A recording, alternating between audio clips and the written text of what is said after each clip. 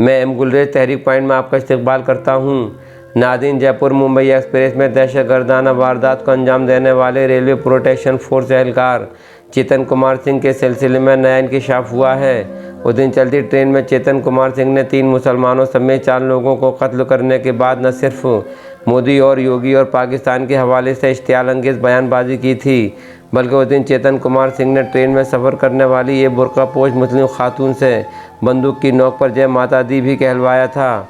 इन इंकशाफात से ऐसा लगता है कि कांस्टेबल का मुसलमानों को लेकर ब्रेन वॉश किया गया था। नाज़रीन, अंग्रेज़ी अखबार इंडियन एक्सप्रेस में शाया होने वाली एक रिपोर्ट के मुताबिक railway protection force constable Chetan Singh Chaudhary ने मुबैना तौर पर बुर्कापोश खातून मुसाफिर की तरफ बंदूक तानी थी। बंदूक की नोक पर जय माता दी कहने पर मजबूर किया था। ये इंकशाफ तहकीकात में सामने आया है। पुलिस राय के हवाले से अखबार लिखता है कि गवर्नमेंट रेलवे पुलिस बोरीवली जो इस मामले की तहकीकात कर रही है, उसने खातून की शिनाख्त कर ली है और उसका बयान भी रिकॉर्ड कर लिया है और इस खातून को केस का मरकज़ी चश्मदीद गवाह भी बनाया गया है। ज़राए ने यह भी बताया है कि ये सारा वाक़या ट्रेन में नस्ब CCTV कैमरे में भी कैद हो गया है।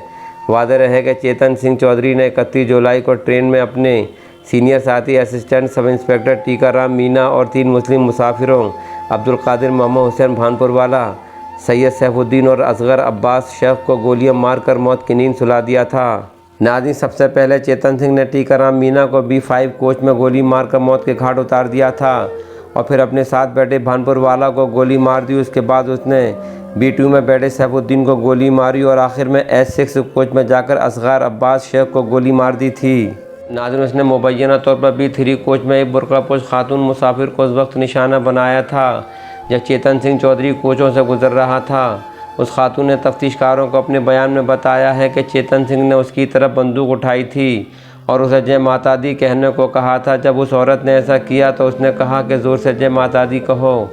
पुलिस ज़राए ने बताया है कि खातून ने जब उसकी बंदूक की नोक हटाते हुए मुबैना तौर पर उससे पूछा कि तुम कौन हो, तो जवाब में चेतन सिंह चौधरी ने खातून को धमकी दी कि अगर उसने उसके हथियार को छुआ तो वो उसे मार डालेगा। नाज़रीन, आपको मालूम होगा कि कत्ल के इस पूरे वाक़े की एक वीडियो सोशल मीडिया पर वायरल हुई थी।